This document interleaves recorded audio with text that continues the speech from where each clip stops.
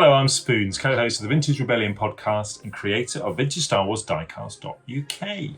Now, I'm going to release a series of short videos all about the Kenner Star Wars diecast line.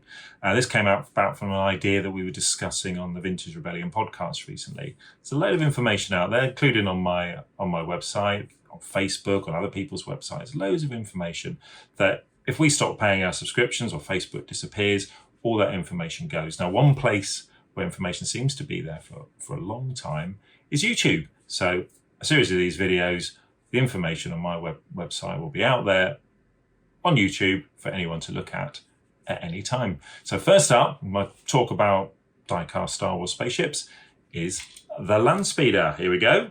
Luke and C-3PO sitting in the Landspeeder there. Now, Kenner released the diecast line in 1978. Wave 1 consisted of 4 spaceships. First up were the 3, the Landspeeder, TIE Fighter, and X-Wing Fighter, and then the Darth Vader TIE Fighter followed soon after. Now, the 3 spaceships, proper spaceships, are all of a similar scale, much smaller than the 3 3/4 inch line that was out at the same time. The Landspeeder was kind of a different scale again. They kind of, I don't know, they're inch and a half high or so. Small little figures there. And it was never as popular. So the X-Wing and the TIE Fighter were released on Star Wars and Empire Strikes packaging. The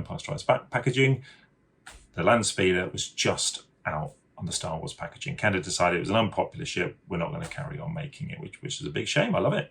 It might be partly because its action feature was the floating action, which it says on the front of the card. And that's essentially like any other Matchbox or Corgi car. It's got sprung suspension there. You can listen to it here. Hear that? Great feature, but not exactly wowing the kids. So yeah, it disappeared. The accuracy wasn't quite there either. So you can see here, the Landspeeder is UK right-hand drive. So we've got Luke driving with C-3PO sat next to him.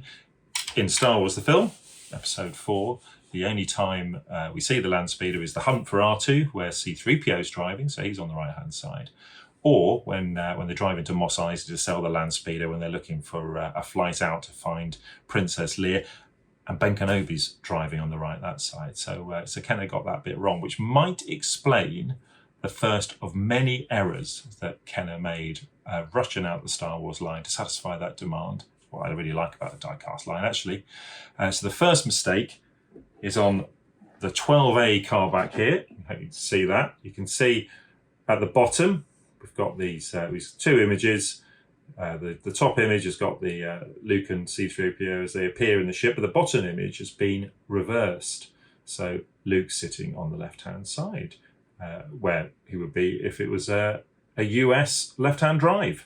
Now, Kenner realised this error pretty quickly and corrected it on the follow-up card, the 12B. You can see that Luke and C-3PO are the same way around in the vehicles below.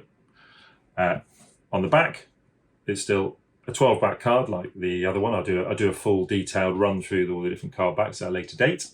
And I do love the card backs on the diecast range, because you can see we've got the vinyl Cape Jawa there. Lovely little rare item on the back there. Now, once Kenner corrected that mistake, all the other cards basically were correct. And all, apart from Harbour, the Italian releases, were just issued on the 12 back. So we have the Canadian one here, the diecast TIE Fighter and X-Wing, both released on a 20 back as well as a 12 back, with the Landspeeder has only ever been found on the 12 back. You can see he's got the vinyl Cape Jawa on the back there. US Kenner did continue the run. This is actually quite hard to find. The 21 back Landspeeder here, so you can see the big difference between that and the earlier ones is there's no long play logo on the front, because these things break pretty quickly. I think Kenner realised they had to take that off. Let's see, it's got the 21 figures on the back, Boba Fett and the cloth Cape Jawa. But Harbert were the only other ones to run with the 2 lines. So we've got the 12 back one here from the front. So the big difference on that is it's the hovercraft scooter rather than the Landspeeder. That's Italian for Landspeeder. It's an educational vlog, this. And on the back, once again, the vinyl Cape Jawa.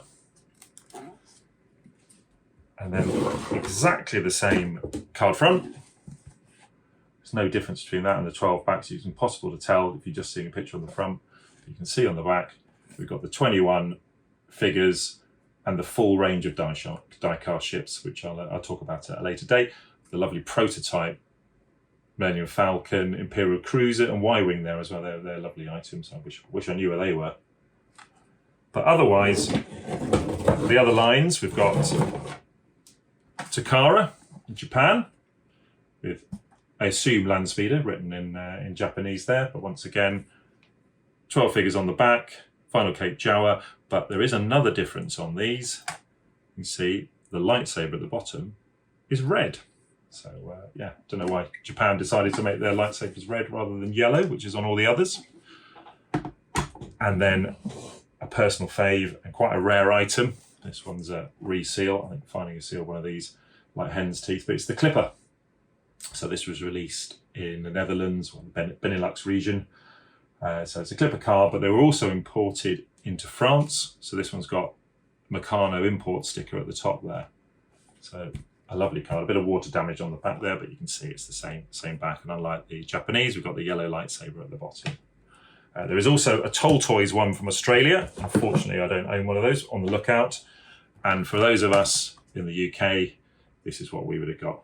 The Palatoy Landspeeder. You can see the Palatoy symbol at the back, but again, just the 12 back. And that's pretty much it. That's the Landspeeder dealt with. I'll just quickly show you this, which is a Mexican bootleg based on a Corgi sort of lifeboat, I think it was.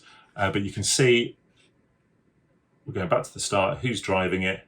It's two Luke Skywalkers. We've got a red one and a blue one there. You get these in all different kind of colours and different stickers on them. I'll just show it up to there, but they've just cast Luke Skywalker there. So thanks very much for listening. I'll see you again in a few weeks' time when we'll be discussing the X-Wing fighter.